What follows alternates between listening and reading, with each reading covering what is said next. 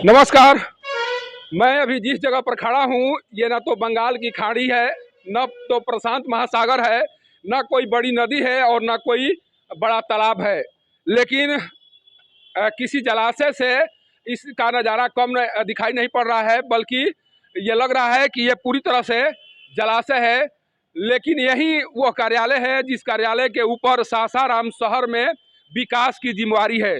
सोचिए, ये सासाराम नगर निगम का कार्यालय है और नगर निगम का कार्यालय पूरी तरह से डूबा पड़ा हुआ है। देखिए, मैं जिस जगह पर खड़ा होकर इस खबर को बना रहा हूँ, ये पूरी तरह से पैंट जो है डूबी पड़ी हुई है और इस पानी के बीच से होकर मुझे इस खबर को कवर करना पड़ रहा है। सोचिए कि किस तरह से जिनके ऊपर सासाराम शहर में विकास की जिम्मेवारी दी गई है, उनका कार्यालय डूबा हुआ है। इस नज़ारे को देखकर आप समझ सकते हैं कि नगर निगम के द्वारा सासाराम शहर में जल जमाव की समस्या को दूर करने के लिए क्या कुछ किया जा रहा है। इस परिसर में नगर आयुक्त के कार्यालय से लेकर मेयर का कार्यालय है, डिप्टी मेयर का कार्यालय है, सामने में नगर आयुक्त की गाड़ी लगी हुई है और नगर आयुक्त के द्वारा लगातार ये बात कही जा रही है कि हमारे स्तर से सासाराम शहर में जल जमाव की समस्या को दूर करने की कोशिश की जा रही है।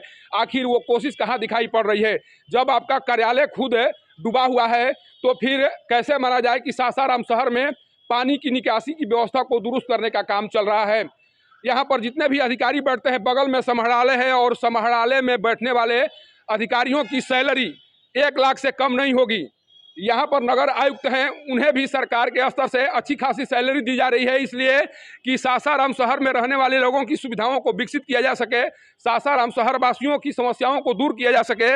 लेकिन किस तरह से सासाराम शहरवासी समस्याओं से जूझ रहे हैं, उसका नज़ारा अभी ये नगर निगम का जो कार्यालय परिसर है उसमें दिखाई पड़ रहा है। आप समझिए कि जब जैसे ही बारिश होती है उसके बाद ये पूरा परिसर जलमग्न हो जाता है और बारिश का महीना अभी शुरू ही हुआ है। इसके बाद का नज़ारा आप देखिए, सामने में नगर आयुक्त की गाड़ी, चमचमाती गाड़ी यहाँ पर दिखाई पड़ रही है और इस गाड़ी को देखकर आप समझ सकते हैं कि नगर आयुक्त जी के द्वारा किस तरह से अपनी सुविधाओं को बेहतर बनाने या अपने लिए सुविधाओं को विकसित करने का काम किया गया है। लेकिन यहाँ पर जिस तरह से लोग समस्याओं से जूझ रहे हैं, सोचिए कि नगर निगम कार्यालय में रहने वाले जो कर्मी हैं वो भी समस्याओं से जूझ रहे हैं, जबकि उन्हें अब उनके ऊपर एक जिम्मेवारी है, एक जवाबदेही है और उस जवाबदेही और जिम्मेवारी का कार्य कैसे किया जा रहा होगा।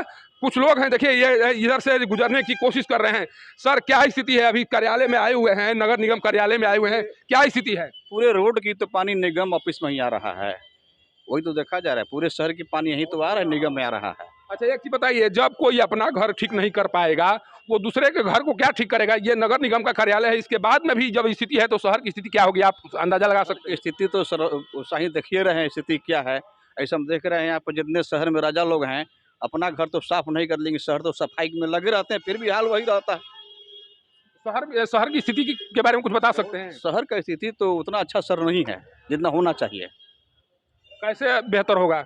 सब सफाई से होगा ना, नली गली बनेगा बढ़िया तब ना जाएगा पानी, पानी का निकास। एक सूट बूट पहन कर आए हुए हैं नगर निगम कार्यालय में, इसलिए कि हम जाएंगे तो हम सूट बूट के साथ जाएं, वहाँ पर कोई किसी प्रकार की दिक्कत नहीं होगी। लेकिन इनका पानी हेल कर ठेवना भर पानी हेल कर जो है नगर निगम में, और अभी कचहरी से आए हैं, जज साहब का चैम्बर में पानी समा गया है। पहला बारिश में ये हाल है, बाकी तो सब बाकी है। अभी जो है बहुत बुरा हाल है शहर का। आखिर ये लोग कर क्या रहे हैं? नगर निगम के अधिकारी से लेकर प्रतिनिधि आखिर कर क्या रहे हैं? सारे लोग निकामा हैं, इन लोगों का कोई चिंता नहीं है, अपने चैम्बर में बैठे हैं, सोच रहे हैं तो सारे लोग जो है ऐश कर रहे हैं। पब्लिक मर रहे हैं यहाँ। पब्लिक ठेवना पर पानी हेल कर, किसी चैम्बर में जाइए, किसी ऑफिस में जाइए, पानी हेलना है ठेवना पर। बहुत बुरा हाल है सासाराम का। सोचिए कि नगर निगम के अधिकारी, जनप्रतिनिधि चमचमाते वाहनों में बैठ कर आते हैं, पॉलिश कराकर जूता पहन कर आते हैं, पॉलिश किए हुए जूता पहन कर आते हैं, कारण कि उनके लिए यहाँ पर कार खड़ी रहती है और वो उस कार में बैठकर वो आराम से चले जाते हैं। लेकिन जिस तरह से यहाँ पर लोग अब उन्हें चप्पल पहन कर आना पड़ रहा है। सोचिए कि भर बरसात सासाराम शहर में घूमने वाले लोग जूता नहीं पहन सकते हैं, कारण कि अगर जूता पहनकर सासाराम शहर में घूमने की कोशिश करेंगे तो उन्हें जूता हाथ में लेकर चलना पड़ेगा। आप सोचिए कि जो अधिकारी हैं, आप क्या कर रहे हैं? आपके ऊपर आखिर किस तरह की जिम्मेवारी है? आप जब लोगों की सुविधाओं को विकसित नहीं कर रहे हैं तो फिर अपने पद से त्याग पत्र क्यों नहीं दे देते हैं? यह नज़ारा क्या बता रहा है? इसे देखकर क्या समझा जाए? क्या यह नहीं माना जाए कि आप निकम्मे हो चुके हैं? आपके अंदर में काम करने की जो क्षमता है वो समाप्त हो चुकी है? ये क्यों ना कहा जाए? जब लोगों को बरसात के दिनों में चप्पल पहनकर घूमना पड़े तो ये क्यों ना माना जाए कि आप एक तरह से निकम्मे हो गए हैं, आपके पास काम करने की क्षमता समाप्त हो गई है और आपसे सासाराम शहर की समस्याएं समाप्त नहीं होगी। आप चमचमाती गाड़ियों का उपयोग कर रहे हैं यहाँ पर, लेकिन यहाँ पर आने वाले लोग चप्पल पहनकर आने के लिए विवश हैं। तो ये क्यों ना माना जाए कि आपके ऊपर जो खर्च की जा रही है उसे एक तरह से पानी में बहाया जा रहा है और उस पैसे का एक तरह से दुरुपयोग हो रहा है।